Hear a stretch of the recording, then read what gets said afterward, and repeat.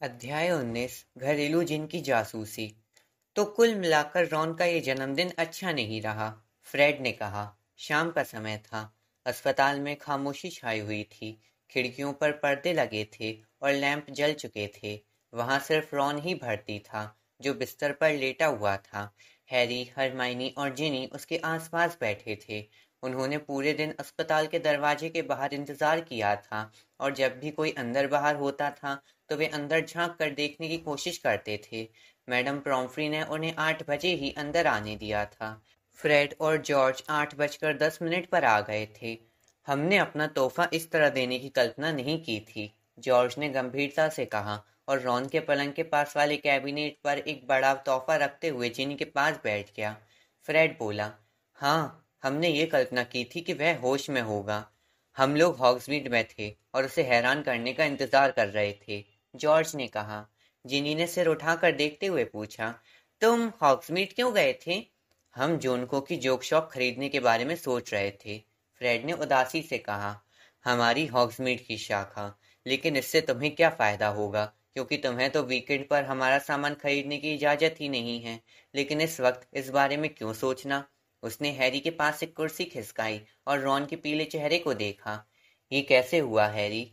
Harry ने वह कहानी दोबारा सुनाई जिसे वह सैकड़ों बार डम्बलडोर, मैकगोनागल, मैडम प्रॉम्फ्री, हरमाइनी और जिनी को सुना चुका था।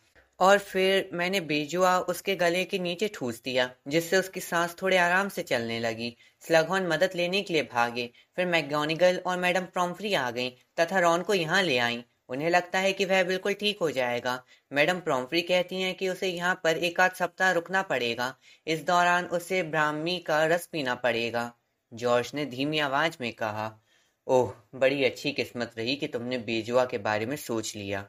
अच्छी किस्मत तो ये थी कि कमरे में बेजुआ मिल गया, हैरी ने कहा, जो ये सोच सोचकर ही दहशत में आ रहा था कि अगर उसे वह छोटा पत्थर नहीं मिलता तो क्या होता। हरमाइनी ने धीरे से आह भरी। वह पूरे दिन चुप रही थी। वह सफेद चेहरे के साथ हैरी के पास आई थी जब वह दिन में अस्पताल के बाहर खड़ा था। उसने पूछा था कि क्या हुआ था। उसने हैरी और जिनी की इस लंबी बातचीत में हिस्सा नहीं लिया था कि रॉन को किस तरह जहर दिया गया था, बल्कि उनके पास खड़ी रही थी। उसका जबड़ा भिजा हुआ था और वह डरी हुई दिख रही थी, जब तक कि अंततः उन्हें अंदर जाने की इजाजत नहीं मिल गई।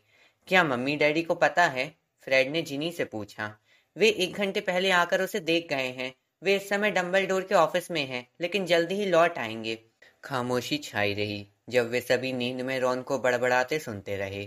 फ्रेड ने धीरे से कहा, तो उस बोतल में जहर था? हाँ, हैरी ने तत्काल कहा। वह किसी दूसरी चीज के बारे में नहीं सोच सकता था और दोबारा इस बारे में बातचीत करने का मौका पाकर खुश था। स्लगहॉर्न ने शराब ग्लासों में भरी थी। क्या वे तुमसे नजर बचाकर रॉन के ग्लास में कुछ डाल रहे थे? शायद, हैरी ने कहा। लेकिन स्लगहॉर्न रॉन को जहर क्यों देंगे? क्या पता, फ्रेड ने त्योरियां चढ़ाते हुए कहा। तुम्हें ये तो नहीं लगता कि उन्होंने गलती से ग्लास बदल दिए हों? हो सकता है वे तुम्हें जहर देने वाले हों, जिनी ने पूछा। स्लगहॉर्न हैरी को जहर क्यों देना चाहेंगे? मैं नहीं जानता, फ्रेड ने कहा। लेकिन बहुत से लोग हैरी को जहर देना चाहेंगे, है ना? चुनिंदा जादूगर और भी न जाने क्या क्या, जिनी ने कहा। तो तुम्हें लगता है स्लगहॉर्न प्राणभक्षी है? फ्रेड संदेह भरे स्वर में बोला। कुछ भी संभव है। हो सकता है वे सम्मोहन श्राप के वशीभूत होकर काम कर रहे हो, जॉर्ज ने कहा।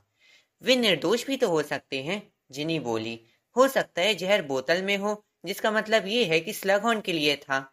स्लगहॉर्न को कौन मारना चाहेगा? डंबलडोर के अनुसार वोल्डेमॉर्ट स्लगहॉर्न को अपने दल में शामिल करना चाहता है, हैरी बोला।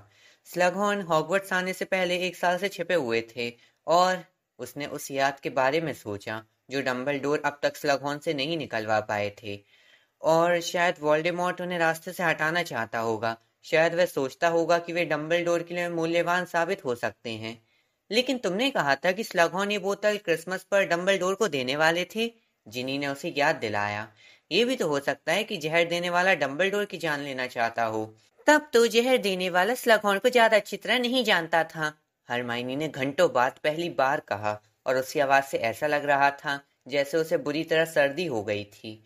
जो भी स्लगहॉर्न को जानता है, उसे ये पता होना चाहिए कि इस बात की काफी संभावना है कि वे इतनी स्वादिष्ट चीज खुद रख लेंगे।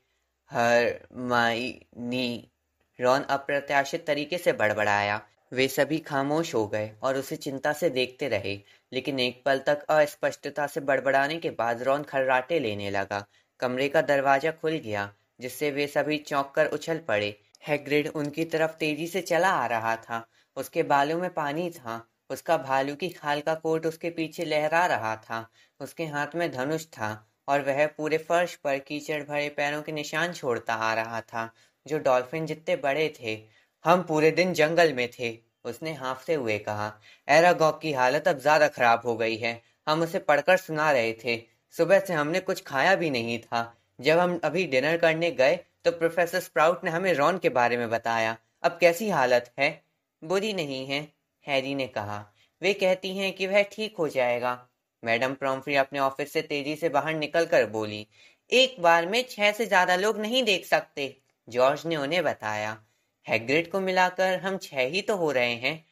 ओ हाँ, मैडम प्रॉम्फ्री ने कहा, जिन्होंने हैग्रिड के विशाल आकार के कारण उसे एक नहीं बल्कि कई लोग गिन लिए थे। अपनी दुविधा को छिपाने के लिए वे जल्दी से उस कीचड़ भरे निशान को अपनी छड़ी से साफ करने चली गईं। हमें यकीन नहीं होता, हैग्रिड ने भर्राई आवाज में कहा और अपने बड़े खिचड़ी सिर को हिलाते हुए रॉन को घूर कर देखा। यकीन नहीं होता। इसे यहाँ पड़ा देखो। इसे कौन नुकसान पहुंचाना चाहेगा, है? हम लोग अभी इसी बारे में बात कर रहे थे, हैरी ने कहा। हम भी नहीं जानते। गरुड़ द्वार की क्विडिच टीम से तो किसी की दुश्मनी नहीं है, हैग्रिड ने चिंता से कहा। पहले केटी, अब रॉन, जॉर्ज बोला। मुझे नहीं लगता कि कोई पूरी क्विडिच टीम की जान लेने की कोशिश कर रहा होगा। वुडनॉक शक्ति वालों के साथ ऐसा कर सकता था, बशर्ते उसे यकीन होता कि वह पकड़ में नहीं आएगा, फ्रेड ने न्यायपूर्ण ढंग से कहा। हरमाइनी ने धीरे से कहा, देखो, मुझे नहीं लगता कि ये क्विडिच से संबंधित है, लेकिन मुझे लगता है कि इन हमलों के बीच कोई आपसी संबंध है। तुम्हें ऐसा क्यों लगता है? फ्रेड ने पूछा। देखो, एक तो इसीलिए क्योंकि दोनों ही हमले जानलेवा हो सकते थे, लेकिन हुए नहीं। हालांकि ये सिर्फ खुशकिस्मती थी। दूसरी बात ये कि जहर और हार दोनों ही उस व्यक्ति तक नहीं पहुंच पाए जिसे मारने की कोशिश की गई थी। जाहिर है, वह सोचते हुए आगे बोली, इससे अपराधी एक तरह से ज्यादा खतरनाक हो जाता है, क्योंकि ऐसा लगता है उसे ये परवाह नहीं है कि असली शिकार तक पहुंचने के लिए वह कितने लोगों को मारता है। इससे पहले कि कोई इस भयंकर बात पर कुछ कह पाता, अस्पताल का दरवाजा दोबारा खुल गया तथा मिस्टर और मिसेस वीजली वार्ड में आ गए। वार्ड में कुछ समय पहले आकर उन्होंने अच्छे से तसल्ली कर ली थी कि रॉन पूरी तरह से ठीक हो जाएगा। अब मिसेस वीजली ने हैरी को पकड़कर बहुत कसकर गले लगा लिया। डंबलडोर ने हमें बताया कि तुमने बीजोआ से उसकी जान बचाई, वे सुबकी। ओ हैरी, हम क्या कह सकते हैं? तुमने जिनी को बचाया, तुमने आर्थर को बचाया और अब तुमने रॉन को भी बचाया। आप ऐसा... मैंने कुछ नहीं, हैरी अजीब ढंग से बुदबुदाया। हमारा आधा परिवार तुम्हारे कारण जिंदा है, मिस्टर वीजली ने दबी आवाज में कहा। हैरी, मैं तो यही कह सकता हूँ कि वीजली परिवार के लिए वह दिन बहुत अच्छा था जब रॉन ने हॉगवर्ट्स एक्सप्रेस में तुम्हारे कंपार्टमेंट में बैठने का फैसला किया था। हैरी इस बात का कोई जवाब नहीं सोच पाया और वह खुश हुआ जब मैडम प्रॉम्फ्री ने उन्हें एक बार फिर याद दिलाया कि रॉन के बिस्तर के पास 6 से ज्यादा लोग नहीं रहने चाहिए। हैरी और हरमाइनी एक साथ चलने के लिए उठे। हैग्रिड ने भी उनके साथ जाने का फैसला किया ताकि रॉन का परिवार उसके साथ रह सके। जब वे तीनों संगमरमर की सीढ़ियों तक जाने वाले गलियारे में चलने लगे तो हैग्रिड गुर्राया, ये भयंकर है। इतने कड़े नए सुरक्षा उपायों के बावजूद विद्यार्थी घायल हो रहे हैं। डंबलडोर बहुत चिंतित है। वे ज्यादा कहते नहीं हैं, लेकिन हम समझ सकते हैं। क्या उनके दिमाग में कोई विचार है, हैग्रिड? हरमाइनी ने हताशा से पूछा। हमें लगता है कि उनके जितने तेज दिमाग में सैकड़ों विचार होंगे, हैग्रिड ने दृढ़ता से कहा। लेकिन वे नहीं जानते कि वह हार किसने भेजा था। ना ही वे ये जानते हैं कि उस शराब में जहर किसने मिलाया था, वरना वे उसे पकड़ लेते, है ना? हम तो इस बात पर चिंतित हो रहे हैं। हैग्रिड ने अपनी आवाज धीमी कर ली और पीछे मुड़कर देखा। हैरी ने पीप्स की तलाश में छत पर भी देखा कि अगर बच्चों पर यूं ही हमले होते रहे तो हॉगवर्ट्स कितने समय तक खुला रह पाएगा। एक बार फिर रहस्यमय तहखाने जैसा माहौल, दहशत फैल जाएगी। माता पिता अपने बच्चों को स्कूल से बाहर निकाल लेंगे और अगली चीज ये होगी कि स्कूल का संचालन मंडल... हैग्रिड ने बोलना बंद कर दिया जब लंबी बालों वाली औरत का एक भूत तैरता हुआ पास से गुजर गया। फिर वह भर्राई फुसफुसाहट में आगे बोलने लगा। स्कूल का संचालन मंडल स्कूल को हमेशा के लिए बंद करने की बात करने लगेगा। ऐसा कैसे हो सकता है? हरमाइनी ने चिंतित दिखते हुए कहा। इसे उनके नजरिए से देखो, हैग्रिड भारी आवाज में बोला। हमारा मतलब है, बच्चों को हॉगवर्ट्स भेजने में थोड़ा खतरा तो हमेशा रहता है ना? जब सैकड़ों नाबालिग जादूगर एक साथ हों, तो दुर्घटनाओं की आशंका तो रहती ही है ना? लेकिन हत्या की कोशिश बिल्कुल अलग बात है। इसलिए कोई हैरानी नहीं कि डंबलडोर बहुत गुस्सा हैं, खास तौर पर हैग्रिड बोलते बोलते अचानक रुक गया और उसकी काली दाढ़ी के ऊपर वाली खाली जगह पर एक जाना पहचाना अपराधी भाव नजर आने लगा। क्या? हैरी ने जल्दी से पूछा। डंबलडोर स्नेप से नाराज हैं? हमने ऐसा कब कहा? हैग्रिड ने कहा, हालांकि उसका दहशत का भाव साफ चुगली कर रहा था। जरा समय तो देखो, आधी रात होने वाली है। हमें तुम लोगों को। हैग्रिड, डंबलडोर स्नेप से क्यों नाराज हैं? हैरी ने जोर से पूछा। श्श, हैग्रिड ने कहा। वह घबराया हुआ था और साथ में नाराज भी दिख रहा था। ऐसी बात चिल्लाकर मत बोलो हैरी। क्या तुम ये चाहते हो कि हमारी नौकरी चली जाए? वैसे हमें नहीं लगता कि अब तुम्हें हमारे रहने या न रहने की कोई परवाह होगी। अब तुमने जादुई प्राणियों की देखभाल विषय छोड़ जो दिया है। मुझे अपराधी महसूस कराने की कोशिश मत करो। तुम्हारा ये दाव कामयाब नहीं होगा, हैरी ने सख्ती से कहा। स्नेप ने क्या किया है? हमें नहीं पता हैरी। हमें उनकी बातें नहीं सुननी चाहिए थी।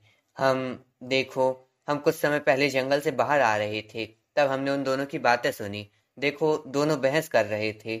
हम नहीं चाहते थे कि उनका ध्यान हमारी तरफ जाए, इसलिए हम छिप गए। हालांकि हमने कोशिश की कि कुछ ना सुने, लेकिन काफी गर्म बहस हो रही थी और उनकी बातें नहीं सुनना मुश्किल था। तो हैरी ने उसे प्रेरित किया, जब हैग्रिड ने अपने विशाल पैर परेशानी में कसमसाए।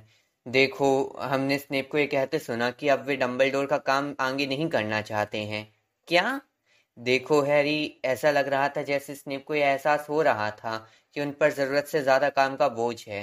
खैर, डंबलडोर ने उनसे साफ कह दिया कि वे ये काम करने के लिए तैयार हुए थे और उन्हें ये करना ही होगा। वे उनके साथ काफी दृढ़ थे। और फिर उन्होंने कहा कि स्नेप अपने हाउस यानी नागशक्ति में जांच करें। इसके बारे में कोई अजीब बात नहीं है, हैग्रिड ने जल्दी से कहा, जब हैरी और हरमाइनी ने अर्थपूर्ण निगाहों से एक दूसरे को देखा। हार वाले मामले में सभी हाउस प्रमुखों से कहा गया था कि वे अपने अपने हाउस में छानबीन करें। हाँ, लेकिन डंबलडोर की बाकी हाउस प्रमुखों से बहस नहीं हुई थी, है ना? हैरी ने कहा। देखो, हैग्रिड ने अपने धनुष को असहजता से मरोड़ा। एक जोरदार आवाज आई और धनुष के दो टुकड़े हो गए। हैरी, हम जानते हैं कि तुम स्नेप के बारे में क्या सोचते हो। हम नहीं चाहते कि तुम इस बात का कोई गहरा अर्थ निकालो, जो इसमें है ही नहीं। देखो, हरमाइनी ने कहा। जब वे मुड़े तो उन्हें अपने पीछे वाली दीवार पर आर्गस फिल्च की छाया दिखी। फिर वह खुद मोड़ पर मुड़कर उनकी तरफ आ गया। उसके जबड़े हिल रहे थे। ओहो, वह घड़घड़ाती आवाज में बोला। इतनी देर तक बिस्तर से बाहर हो, इसका मतलब है सजा। नहीं, इसका मतलब सजा नहीं है फिल्च, हैग्रिड ने कहा। वे मेरे साथ हैं, है ना? इससे क्या फर्क पड़ता है? फिल्च ने उसे चिढ़ाते हुए कहा। हैग्रिड आग बबूला होकर बोला, नकारा चौकीदार, हम टीचर हैं। एक बुरी सी आवाज आई जब फिल्च आवेश में फूलने लगा। मिसेस नॉरिस बिना किसी के दिखे वहां आ गई थी और अब फिल्च के पतले टखनों के आसपास घूम रही थी। जाओ, हैग्रिड ने अपने मुंह के कोने से कहा। हैरी तो यही चाह रहा था।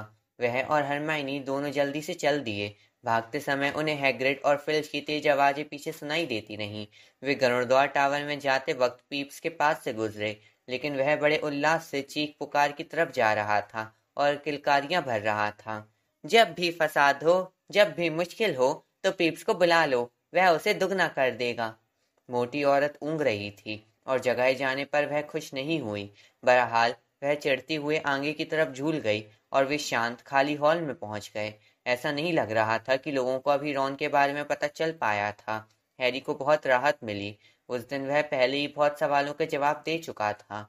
हरमाइनी उससे गुड नाइट करके लड़कियों के कमरों की तरफ चली गई। बहरहाल, हैरी पीछे रुका रहा और आग के पास एक कुर्सी पर बैठकर बुझते हुए अंगारों को देखता रहा। तो डंबलडोर की स्नेप से बहस हुई थी। उन्होंने हैरी से कहा था कि उन्हें स्नेप पर पूरा भरोसा है, लेकिन इसके बावजूद वे स्नेप पर नाराज हुए थे। उन्हें लगा था कि स्नेप ने नागशक्ति के विद्यार्थियों की जांच करने की पूरी कोशिश नहीं की थी, या शायद नागशक्ति के एक विद्यार्थी मैलफॉय की। क्या डंबलडोर ने हैरी की आशंकाओं को हवा में उड़ाने का नाटक सिर्फ इसलिए किया था क्योंकि वे ये नहीं चाहते थे कि वह कोई मूर्खतापूर्ण काम करे या मामले को अपने हाथ में ले ले? ये संभव था। ये भी हो सकता था कि डंबलडोर हैरी का ध्यान पढ़ाई या स्लगहॉर्न की याद हासिल करने से दूर न हटाना चाहते हो। शायद डंबलडोर को यह ठीक नहीं लगता हो कि वे स्टाफ के प्रति अपनी शंकाएं 16 साल के विद्यार्थियों को बताए। सुनो पॉटर। हैरी डरकर उछल पड़ा। उसने छड़ी तान ली। उसे पूरा भरोसा था कि हॉल पूरी तरह खाली था। वह इस बात के लिए बिल्कुल तैयार नहीं था कि दूर वाली कुर्सी से एक आकृति अचानक उठकर खड़ी हो जाएगी। करीब से देखने पर उसे पता चला कि वह कॉर्मैक मैकलेगन था। मैं तुम्हारे लौटने का इंतजार कर रहा था, मैकलेगन ने हैरी की तनी हुई छड़ी को नजरअंदाज करते हुए कहा। शायद आंख लग गई थी। देखो, मैंने सुबह वीजली को अस्पताल में जाते देखा था। ऐसा नहीं लगता कि वह अगले सप्ताह के मैच तक ठीक हो पाएगा। मैकलेगन किस बारे में बात कर रहा है, ये समझने में हैरी को थोड़ा वक्त लगा। ओह, अच्छा, क्विडिच, उसने कहा और अपनी छड़ी दोबारा अपनी जीन्स की बेल्ट में रखते हुए थके अंदाज में अपने बालों पर हाथ फेरा। हाँ, हो सकता है वह ठीक ना हो पाए। तो इसका मतलब ये है कि अब मैं कीपर बन जाऊंगा, है ना? मैकलेगन ने कहा। हाँ, हैरी ने कहा। हाँ, ऐसा ही लगता है। वह इसके खिलाफ कोई तर्क नहीं सोच पाया क्योंकि ट्रायल्स में रॉन के बाद मैकलेगन का प्रदर्शन ही सबसे अच्छा रहा था। बहुत बढ़िया, मैकलेगन ने संतुष्ट आवाज में कहा। तो प्रैक्टिस कब है? क्या? ओह, कल शाम को है। अच्छा, सुनो पॉटर, इससे पहले हमें कुछ बात करनी चाहिए। मेरे पास रणनीति के बारे में कुछ विचार हैं जो तुम्हें उपयोगी लग सकते हैं। ठीक है, हैरी ने बिना उत्साह दिखाए कहा। देखो, मैं उन्हें कल सुनूंगा। मैं इस वक्त काफी थका हुआ हूँ। मिलते हैं। रॉन को जहर दिया गया था। ये खबर अगले दिन तक हर तरफ फैल गई, लेकिन इससे उस तरह की सनसनी नहीं फैली जैसी केटी पर हुए हमले से फैली थी।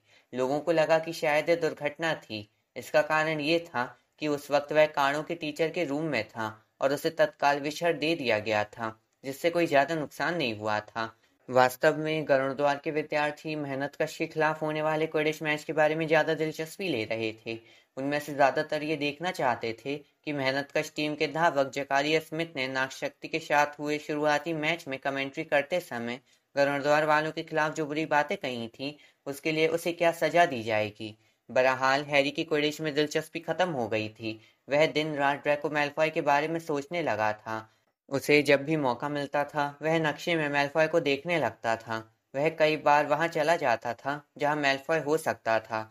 हालांकि अब तक वह मैलफॉय को कोई असामान्य काम करते नहीं पकड़ पाया था, लेकिन ऐसे समय भी होते थे जब मैलफॉय नक्शे से गायब हो जाता था। बहरहाल हैरी को इस समस्या के बारे में सोचने का ज्यादा समय नहीं मिल पाता था। क्विडिच प्रैक्टिस और होमवर्क के अलावा अब वह जहां भी जाता था, कॉर्मेक मैकलेगन और लेवेंडर ब्राउन उसे घेर लेते थे। वह ये फैसला नहीं कर पाया कि उन दोनों में से वह किससे ज्यादा चिढ़ता था। मैकलेगन लगातार उसे बताता रहता था कि अगर रॉन के बजाय वह टीम का स्थायी कीपर बन जाएगा तो कितना अच्छा रहेगा। उसने ये भी कहा कि जब हैरी उसे नियमित रूप से खेलते हुए देखेगा तो वह भी ये सोचने लगेगा। मैकलेगन दूसरे खिलाड़ियों की आलोचना करने में भी काफी आगे था और वह हैरी को विस्तृत प्रशिक्षण योजनाएं भी बताता रहता था। इस वजह से हैरी को एक से अधिक बार उसे ये याद दिलाना पड़ा था कि कप्तान मैकलेगन नहीं बल्कि वह है। इस दौरान लेवेंडर हैरी के पास आकर रॉन के बारे में बातें करती रहती थी। इन बातों से हैरी लगभग उतना ही ऊब चुका था जितना कि क्विडिच के बारे में मैकलेगन के भाषणों से। पहले तो लेवेंडर इस बात पर बहुत नाराज हुई थी कि किसी ने भी उसे ये नहीं बताया कि रॉन अस्पताल में था। मेरा मतलब है मैं उसकी गर्लफ्रेंड हूँ। लेकिन दुर्भाग्य से अब उसने हैरी के इस भुलक्कड़पन को माफ करने का फैसला कर लिया था। अब वह रॉन की भावनाओं के बारे में हैरी से गहरी बातचीत करने के लिए उतावली थी। यह एक मुश्किल अनुभव था जो हैरी नहीं झेलना चाहता था। देखो, तुम इन सब के बारे में रॉन से ही बात क्यों नहीं कर लेती हो? हैरी ने कहा जब लेवेंडर ने एक बार उससे बहुत लंबी पूछताछ कर ली, जिसमें उसने ये पूछा था कि रॉन ने उसके नए ड्रेस तुशालों के बारे में क्या कहा था, और ये भी कि हैरी के हिसाब से रॉन लेवेंडर से अपने रिश्ते को लेकर कितना गंभीर है। मैं कर लेती, लेकिन मैं जब भी उससे मिलने जाती हूँ वह हमेशा सोया मिलता है, लेवेंडर ने चिंता से कहा। ऐसा क्या? हैरी ने हैरानी से कहा, क्योंकि वह जब जब अस्पताल गया था रॉन उसे हमेशा पूरी तरह चुस्त दुरुस्त मिला था। डंबलडोर और स्नेप के झगड़े की खबर में उसने बड़ी दिलचस्पी ली थी और वह मैकलेगन को खरी खोटी सुनाने के लिए भी बहुत उत्सुक रहता था। क्या हरमाइनी ग्रेंजर अब भी उससे मिलने जाती है? लेवेंडर ने अचानक पूछा। हाँ, मुझे ऐसा ही लगता है। वे दोस्त हैं, है ना? हैरी ने असहजता से कहा। दोस्त? मुझे हंसी मत दिलाओ, लेवेंडर ने हिकारत से कहा। जब से रॉन ने मेरे साथ घूमना शुरू किया है तब से वह उससे बात तक नहीं कर रही है, लेकिन चूंकि अब वह दिलचस्प हो गया है इसलिए वह उससे संबंध बढ़ा रही है। क्या जहर दिए जाने को तुम दिलचस्प होना कहती हो? हैरी ने पूछा। खैर, माफ करना, मुझे जाना होगा। मैकलेगन क्विडिच के बारे में बात करने आ रहा है, हैरी ने जल्दी से कहा और बगल वाले एक दरवाजे से भागा जो ठोस दीवार होने का नाटक करता था।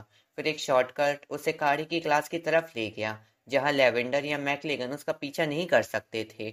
मेहनतकश के खिलाफ होने वाले क्विडिच मैच की सुबह हैरी पिच पर जाने से पहले अस्पताल में गया। रॉन बहुत आंदोलित दिख रहा था। मैडम प्रॉम्फ्री उसे मैच देखने नहीं जाने दे रही थी। उसका कहना था कि इससे वह बहुत रोमांचित हो जाएगा और इसका उसकी सेहत पर अच्छा असर नहीं पड़ेगा। मैकलेगन कैसा है? उसने हैरी से हताशा से पूछा और ये भूल गया कि वह ये सवाल 2 बार पहले भी पूछ चुका है। मैंने तुम्हें बताया तो था, हैरी ने धैर्यपूर्वक कहा। वह चाहे विश्व स्तरीय होता, लेकिन मैं फिर भी उसे टीम में नहीं रखता। वह हर एक को बताता है कि क्या करना है। वह सोचता है कि वह हम सबसे ज्यादा अच्छी तरह हर पोजीशन पर खेल सकता है। मैं उससे छुटकारा पाने के लिए बेताब हूँ, और छुटकारा पाने की बात आई है तो, हैरी ने खड़े होते हुए और अपनी फायर बोल्ट उठाते हुए कहा, जब लैवेंडर तुमसे मिलने आती है तो तुम सोने का नाटक करना बंद कर दो। वह मुझे पागल कर रही है। ओह, रॉन ने झेपते हुए कहा। हाँ, ठीक है। अगर तुम उसके साथ आगे घूमना फिरना नहीं चाहते हो तो उससे साफ कह दो, हैरी ने कहा। हाँ, अच्छा, यह इतना आसान नहीं है ना? रॉन ने कहा। वह थोड़ा ठहरा। मैच से पहले हरमाइनी यहाँ आएगी? उसने धीरे से पूछा। नहीं, वह जिनी के साथ पहली पिच की तरफ जा चुकी है। ओह, रॉन ने कहा। वह थोड़ा उदास दिख रहा था। अच्छा, ठीक है। Good luck. उम्मीद है कि तुम मैकलेगन को धूल चटा दोगे। मेरा मतलब है स्मिथ को। मैं कोशिश करूंगा, हैरी ने अपनी झाड़ू को कंधे पर रखते हुए कहा।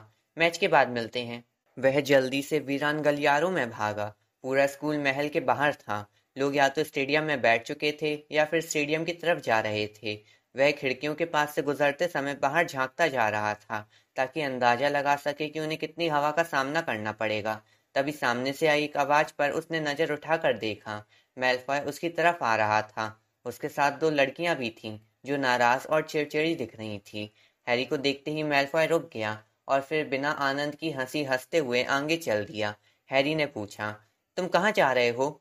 हाँ, मैं सचमुच तुम्हें बताने वाला हूँ कि मैं कहाँ जा रहा हूँ, मैलफॉय ने व्यंग से कहा। जल्दी करो, वे लोग चुनिंदा कप्तान का इंतजार कर रहे हैं। वह लड़का जिसने स्कोर कर लिया, या वे तुम्हें आजकल जो भी कहते हो। मैलफॉय के साथ वाली एक लड़की अनिच्छा से हंसी। हैरी ने जब उसे घूर कर देखा तो लड़की झेप गई। मैलफॉय हैरी के पास से निकला और वह लड़की तथा उसकी सहेली तेजी से भागकर मोड़ पर मुड़ी और गायब हो गई। हैरी उसी जगह पर जमा रह गया और उन्हें गायब होते देखता रहा। यह तो बहुत गुस्सा दिलाने वाली बात थी। पहले ही मैच में पहुंचने के लिए देर हो रही थी और यहाँ मैलफॉय छिप कर कहीं जा रहा था, जबकि बाकी का स्कूल महल से नरादर था। मैलफॉय के इरादों का पता लगाने का इससे अच्छा मौका क्या हो सकता था? खामोश पल गुजरते गए और हैरी जहां था वहीं किसी मूर्ति की तरह स्थिर खड़ा खड़ा उसी तरफ देखता रहा जहां मैलफॉय गायब हुआ था। जब हैरी चेंजिंग रूम में भागता हुआ पहुंचा तो जिनी ने पूछा, तुम कहाँ अटक गए थे? टीम के बाकी सभी खिलाड़ी कपड़े बदलकर तैयार हो चुके थे। मारक कूट और पीक्स घबराहट में अपने मुदगरों को पैरों से टकरा रहे थे। मुझे मैलफॉय मिल गया था, हैरी ने उसे धीरे से बताया जब उसने अपना लाल दुशाला सिर के ऊपर डाला। तो मैं जानना चाहता था कि जब बाकी सब लोग यहाँ पर हैं तो वह 2 लड़कियों के साथ महल में क्या कर रहा था। इससे क्या फर्क पड़ता है? देखो, मुझे वह बात पता नहीं चल पाएगी, है ना? हैरी ने कहा और अपनी फायर बोल्ट उठाकर अपने चश्मे को सीधा किया। चलो चलते हैं। इसके बाद एक शब्द कहे बिना वह पिच की तरफ चल दिया। भीड़ में से खुशी और तानों की तेज आवाज आने लगी। हवा बहुत कम चल रही थी। कहीं कहीं बादल हो रहे थे। उनके बीच से कभी कभार तेज धूप की चमक भी आ जाती थी। अजीब परिस्थितियां हैं, मैकलेगन ने टीम का हौसला बढ़ाते हुए कहा।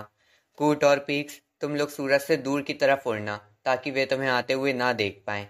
मैकलेगन, कप्तान मैं हूँ, तुम उन्हें निर्देश मत दो, हैरी ने गुस्से में कहा। बस गोल के पास पहुंच जाओ।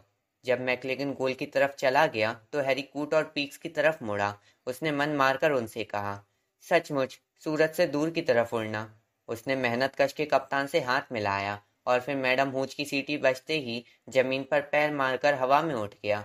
सुनहरी गेंद को देखने के लिए वह बाकी की टीम से ज्यादा ऊपर उड़ रहा था और पूरी पिच के चक्कर लगा रहा था।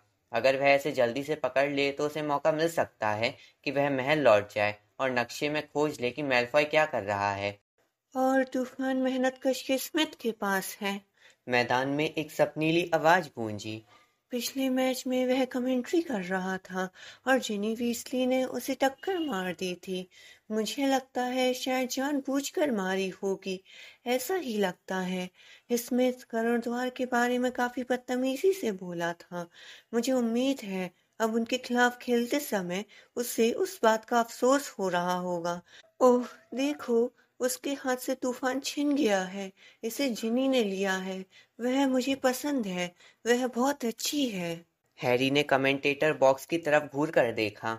निश्चित रूप से कोई भी सही दिमाग वाला व्यक्ति कभी लूना लवगुड को कमेंट्री नहीं करने देगा, लेकिन इतनी ऊपर से भी उन लंबे गंदे सुनहरे बालों या बटरबियर कॉर्क के हार को पहचानने में कोई गलती नहीं हो सकती थी। लूना के पास प्रोफेसर मैकगोनागल थोड़ी परेशान दिख रही थी, जैसे अपने चुनाव पर अफसोस कर रही हो। लेकिन अब मेहनतकश के एक बड़े खिलाड़ी ने उसके हाथ से तूफान छीन लिया है। मुझे उसका नाम नहीं पता। यह बिबिल जैसा कुछ है। नहीं, बगिंस। यह कैडवेलेडर है। प्रोफेसर मैकगोनागल लूना के पास से जोर से चिल्लाई। भीड़ हंसने लगी। हैरी ने चारों तरफ देखकर सुनहरी गेंद की तलाश की। उसका कोई चिन्ह नहीं दिख रहा था। कुछ ही पल में कैडवेलेडर ने स्कोर कर लिया। मैकलेगन चिल्लाकर जिनी की आलोचना कर रहा था कि उसने तूफान को अपने हाथ से निकल जाने दिया था। इस चक्कर में वह देख ही नहीं पाया कि बड़ी लाल गेंद उसके दाहिने कान के पास से उड़ते हुए गोल के अंदर चली गई। मैकलेगन, तुम अपने काम पर ध्यान दो और बाकी सबको अकेला छोड़ दो। हैरी गरजा और अपने कीपर का सामना करने के लिए घूमा। तुम भी कोई बहुत बढ़िया उदाहरण पेश नहीं कर रहे हो। मैकलेगन तमतमाए चेहरे के साथ गुस्से से चिल्लाया। और हैरी पॉटर की अपने कीपर से बहस हो रही है। लूना ने धीरे से कहा, जबकि नीचे बैठे मेहनतकश और नाकशक्ति वाले खुशी से तालियां बजाने लगे। मुझे नहीं लगता कि इससे उसे सुनहरी गेंद पकड़ने में मदद मिलेगी, लेकिन ये एक चाल हो सकती है। गुस्से से कोसते हुए हैरी घूमा और दोबारा पिच के चक्कर लगाकर आसमान में पंख वाली छोटी सुनहरी गेंद की तलाश करने लगा। जिनी और डेमेल्जा ने एक एक गोल कर दिया। इससे नीचे बैठे लाल सुनहरी पोशाक वाले समर्थकों को खुश होने का मौका मिल गया। फिर कैडवेलेडर ने एक बार फिर गोल कर दिया, जिससे स्कोर बराबर हो गया। लेकिन इस तरफ लूना का ध्यान नहीं था। स्कोर जैसी छोटी मोटी चीजों में उसकी दिलचस्पी नहीं थी। वह तो भीड़ का ध्यान दिलचस्प आकार के बादलों की तरफ खींचती रही और इस संभावना की तरफ कि जकारियस स्मिथ, जो अब तक 1 मिनट से भी ज्यादा समय तक तूफान को अपने कब्जे में नहीं रख पाया था, लूजर्स लर्गी नाम की किसी चीज का शिकार था। मेहनत कश 70-40 से जीत रहा है। प्रोफेसर मैकगोनागल लूना के मेगाफोन में चिल्लाई। अच्छा, इतना स्कोर हो गया।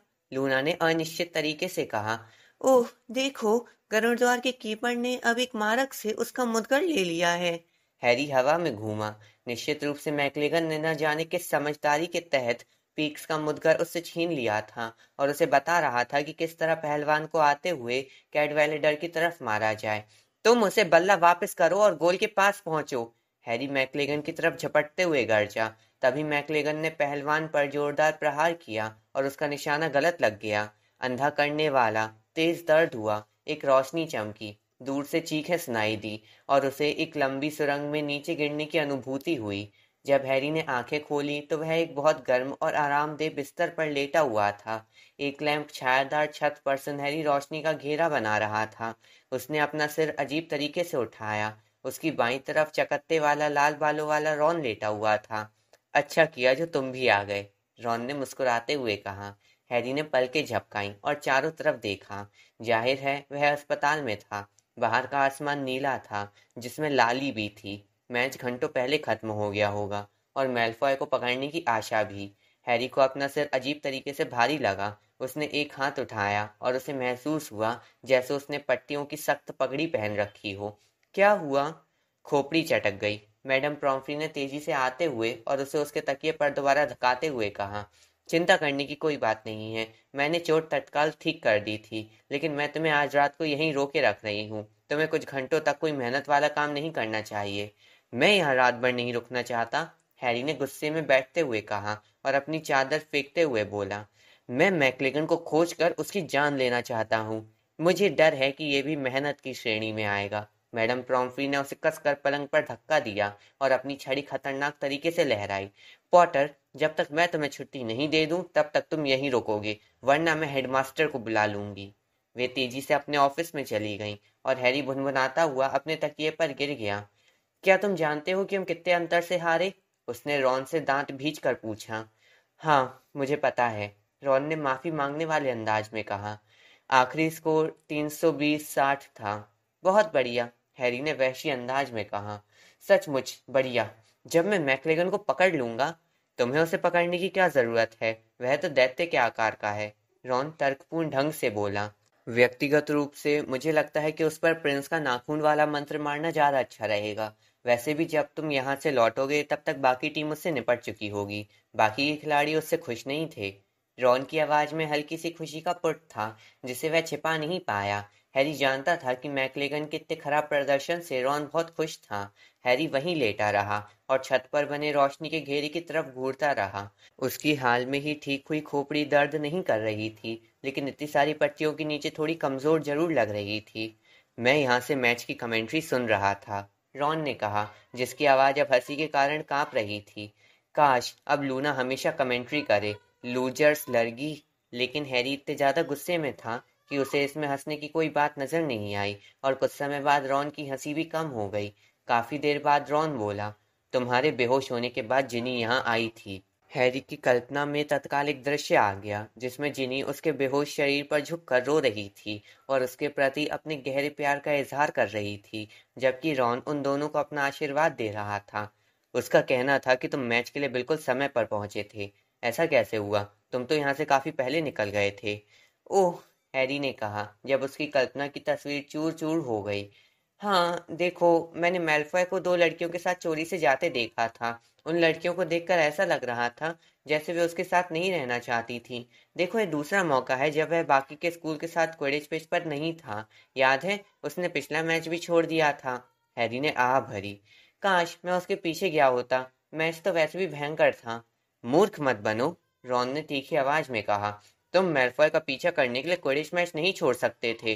तुम कप्तान हो। मैं ये जानना चाहता हूँ कि उसके इरादे क्या हैं, हैरी ने कहा। और मुझसे ये मत कहना कि ये सब मेरा वहम है। मैल्फॉय और स्नेप के बीच हुई बातचीत सुनने के बाद तो बिल्कुल भी नहीं। मैंने ये कभी नहीं कहा कि यह तुम्हारा वहम था, रॉन ने कहा और कोहनी के बल उठते हुए हैरी को त्योरियां चढ़ाकर देखा। लेकिन ऐसा कोई नियम नहीं है जो ये कहे कि इस जगह पर एक समय में एक ही व्यक्ति किसी चीज की योजना बनाए। तुम तो मैल्फॉय के पीछे पागल हो गए हो, हैरी। मेरा मतलब है उसका पीछा करने के लिए मैच छोड़ने के बारे में सोचना। मैं उसे वह काम करते हुए पकड़ना चाहता हूँ, हैरी ने कुंठा में कहा। मेरा मतलब है जब वह नक्शे से गायब हो जाता है तब वह कहाँ जाता है? क्या पता, शायद हॉग्समीड, रॉन ने जमाई लेते हुए सुझाव दिया। मैंने उसे नक्शे में कभी किसी खुफिया गलियारे में जाते हुए नहीं देखा है। मुझे लगता है कि वैसे भी अब उन गलियारों पर नजर रखी जा रही है। तब तो मुझे नहीं पता, रॉन ने कहा। उनके बीच खामोशी छा गई। हैरी ने अपने ऊपर लैंप की रोशनी के घेरे की तरफ देखा और सोचने लगा, काश उसके पास रूफस स्क्रिमग्योर की शक्ति होती, तब वह मैल्फॉय के पीछे जासूस लगा सकता था। लेकिन दुर्भाग्य से हैरी के पास ऐसा कोई पद नहीं था जिसके अधिकारों का उपयोग करके वह ऑर्डर्स को आदेश दे सके। उसने डीए के सदस्यों को इस काम पर लगाने के बारे में थोड़ी देर तक सोचा, लेकिन एक बार फिर वही समस्या सामने आई कि विद्यार्थियों की क्लासें छूट जाएंगी, जबकि उनमें से ज्यादातर के टाइम टेबल पहले से ही काफी भरे हुए थे। रॉन के पलंग से एक धीमा खर्राटा गूंजा। कुछ समय बाद मैडम प्रॉम्फ्री अपने ऑफिस से बाहर आईं। इस बार वे एक मोटा ड्रेसिंग गाउन पहने थी। नींद का नाटक करना सबसे आसान था। हैरी ने करवट ली और सुना कि वे अपनी छड़ी लहरा कर चारों तरफ के पर्दे लगा रही हैं। लैंप धीमे करने के बाद वे अपने ऑफिस की तरफ लौट गईं। उसने उनके पीछे दरवाजा बंद होने की आवाज सुनी और जान गया कि वे सोने चली गई हैं। हैरी ने अंधेरे में लेटे लेटे सोचा, क्विडिच की चोट के कारण वह तीसरी बार अस्पताल में आया है। पिछली बार दंपिशाचों के आने के कारण वह झाड़ू से गिर गया था। उससे पहले प्रोफेसर लॉकहार्ट के फूहड़पन से उसके हाथ की सारी हड्डियां हट गई थी। अब तक की वह सबसे दर्दनाक चोट थी। एक रात में हाथ की पूरी हड्डियों के उगने का दर्द भयंकर था और आधी रात को एक अप्रत्याशित आगंतुक के आने से भी वह कम नहीं हुआ था। हैरी तनकर सीधा बैठ गया। उसका दिल तेजी से धड़कने लगा और उसकी पट्टियों की पगड़ी तिरछी हो गई। आखिर उसे समाधान मिल गया था। मैल्फॉय का पीछा करवाने का एक तरीका था। वह ये कैसे भूल गया था? वह ये पहले क्यों नहीं सोच पाया? लेकिन सवाल ये था, उसे कैसे बुलाया जाए? ये काम कैसे किया जाता है? प्रयोग करने के लिए हैरी अंधेरे में धीरे से बोला, क्रीचर। खट्ट की एक बहुत तेज आवाज हुई और खामोश कमरे में छीना झपटी तथा चू चू की आवाजें भर गईं। रॉन झटके से जाग गया। क्या हो रहा है? मैडम पॉम्फ्री भागते हुए वहां ना आ जाएं, इसलिए हैरी जल्दी से अपनी छड़ी उनके ऑफिस की तरफ करके बुदबुदाया, ध्वनि दमन। फिर वह अपने पलंग के सिरे पर पहुंच गया ताकि ज्यादा अच्छी तरह देख सके कि क्या हो रहा था। कमरे के बीच में दो घरेलू जिन फर्श पर लोट लगा रहे थे। उनमें से एक ने सिकुड़ा हुआ मेहरून स्वेटर और कई ऊनी हैट पहन रखे थे। दूसरा घरेलू जिन एक गंदा पुराना चिथड़ा पहना था, जो छोटी सी धोती की तरह उसके पुट्ठों को ढके था। फिर एक और तेज धमाका हुआ तथा पीप्स नाम का भूत कुश्ती लड़ते घरेलू जिनों के ऊपर हवा में प्रकट हो गया। मैं देख रहा था पॉटी, उसने नीचे हो रही लड़ाई की तरफ इशारा करके असभ्य स्वर में कहा, और फिर एक जोरदार किलकारी भरी। छोटे छोटे प्राणियों को लड़ते देखो, काट रहे हैं, मुक्का मार रहे हैं। क्रीचर डॉबी के सामने हैरी पॉटर का अपमान नहीं कर सकता। नहीं, वह नहीं कर सकता, वरना डॉबी क्रीचर की जबान काट लेगा। डॉबी ने तीखी आवाज में कहा। लात मार रहे हैं, खरोच रहे हैं, पीप्स खुशी से चिल्लाया, जो अब घरेलू जिन्नों को ज्यादा गुस्सा दिलाने के लिए उन पर चौक के टुकड़े फेंक कर मार रहा था। मारो, खरोचो। क्रीचर अपने मालिक के बारे में जो चाहेगा कहेगा। ओह हाँ, वह भी कैसा मालिक है, बदजातों का घटिया दोस्त। ओह, बेचारे क्रीचर की मालकिन क्या कहेंगी?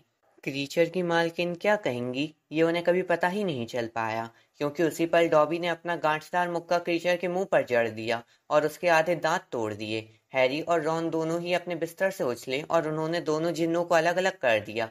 हालांकि वे दोनों इसके बाद भी एक दूसरे को लात मुक्के मार रहे थे। पीस उन्हें उकसाता रहा और चीखता हुआ लैंप के चारों तरफ मंडराने लगा। अपनी उंगलियां उसके नाक में घुसा दो, उसका सिर खोल दो, उसके कान खींच लो। हैरी ने अपनी छड़ी पीप्स की तरफ की और बोला, जीप तालू। पीप्स ने अपने गले को पकड़ा, थूक गटका और फिर भद्दी मुद्राएं बनाता हुआ कमरे से बाहर उड़ गया। जीप तालू से चिपकने के कारण उसकी बोलती बंद हो गई थी। बहुत बढ़िया, रॉन ने तारीफ करते हुए कहा और डॉबी को हवा में उठा लिया ताकि उसके तेजी से लहरा रहे अंग क्रीचर के शरीर के संपर्क में ना आ पाए। ये प्रिंस का एक और मंत्र था, है ना? हाँ, हैरी ने क्रीचर की दुबली बाह को मरोड़ते हुए कहा। ठीक है, मैं अब तुम दोनों को एक दूसरे से लड़ने के लिए मना करता हूँ। क्रीचर, तुम्हें डॉबी से नहीं लड़ना है। डॉबी, मैं जानता हूँ कि मैं तुम्हें आदेश नहीं दे सकता। डॉबी आजाद घरेलू जिन है, वह जिसका चाहे आदेश मान सकता है और डॉबी वही करेगा जो हैरी पॉटर उससे करवाना चाहता है, डॉबी ने कहा। आंसू अब उसके सिकुड़े हुए छोटे चेहरे से स्वेटर पर बह रहे थे। अच्छा तो, हैरी ने कहा, और उसने तथा रॉन ने दोनों घरेलू जिन्नों को छोड़ दिया, जो फर्श पर गिर गए, लेकिन उन्होंने दोबारा लड़ाई शुरू नहीं की।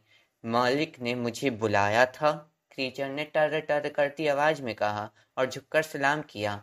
हालांकि हैरी को उसने जिस तरह से देखा, उससे स्पष्ट था कि वह हैरी की दुखद मौत से ज्यादा कुछ नहीं चाहता था। हाँ, मैंने बुलाया था। हैरी ने मैडम पॉम्फ्री के ऑफिस के दरवाजे की तरफ एक जांच करने के लिए देखा कि ध्वनि दमन मंत्र अब भी काम कर रहा था या नहीं। अंदर की खामोशी बता रही थी कि उन्होंने हंगामा नहीं सुना था। मैं तुमसे एक काम करवाना चाहता हूँ। मालिक जो चाहते हैं क्रीचर वही करेगा, क्रीचर ने कहा, जो अब इतनी नीचे झुक गया कि उसके होंठ उसके पैर के अंगूठे को छूने लगे थे।